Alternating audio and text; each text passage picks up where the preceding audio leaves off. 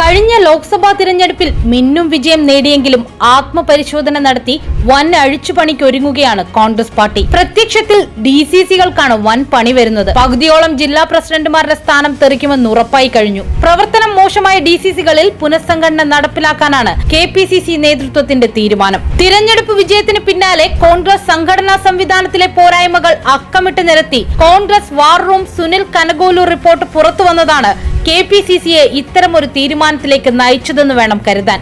10 ജില്ലകളിൽ തിരഞ്ഞെടുപ്പ് പ്രവർത്തനത്തിൽ വലിയ അപജയം സംഭവിച്ചതായി റിപ്പോർട്ടിൽ ചൂണ്ടിക്കാട്ടുന്നു. തിരുവനന്തപുരം, കൊല്ലം, ആലപ്പുഴ, പത്തനംതിട്ട, കോട്ടയം, ഇടുക്കി, തൃശൂർ, പാലക്കാട്, വയനാട്, കണ്ണൂർ ജില്ലകളിലാണ് സംഘടനാ തലത്തിൽ വീഴ്ചകൾ സംഭവിച്ചതായി സംഘം കണ്ടെത്തിയത്.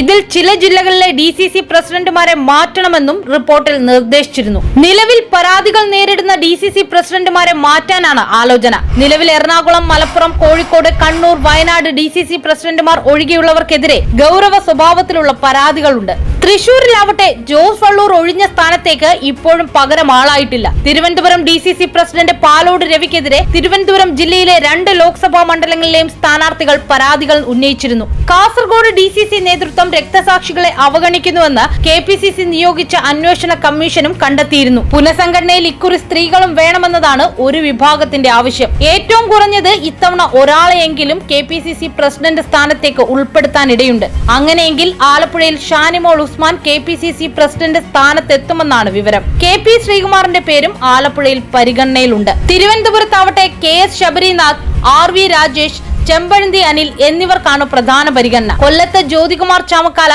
സൂരജ് രവി, ശൂരനാട് രാജശേഖരൻ എന്നിവരുടെ പേരുകളും പരിഗണിക്കുന്നു. ജോസ് വള്ളൂരിനു പകരം തൃശൂരിൽ അനിൽ അക്കര, Joseph ടാജറ്റ്, TV Chandramohan, MP Jackson എന്നിവരുടെ പേരുകളാണ് പട്ടികയിലുള്ളത്. ജംബോ കമ്മിറ്റി എന്ന ആരോപണം നേരിടുന്ന കെപിസിസി സെക്രട്ടറിമാരുടെ പട്ടികയിലും കാര്യമായ അഴിച്ചുപണിയുണ്ടാകും. അടുത്ത ആഴ്ച വയനാട്ടിൽ നടക്കുന്ന കോൺഗ്രസിന്റെ ചിന്തൻ ശിബിരത്തിൽ നിന്ന് സെക്രട്ടറിമാരെ ഒഴിവാക്കിയത് ഇതിന്റെ സൂചന കൂടിയാണ്. ഞങ്ങളുടെ കൂടുതൽ വാർത്തകൾ നിങ്ങളിലേക്ക് എത്തിച്ചേരാനായി സബ്സ്ക്രൈബ് ബട്ടൺ ക്ലിക്ക് ചെയ്യുക. അതിലെ ഓൾ ഓപ്ഷൻ എനേബിൾ ചെയ്യുക.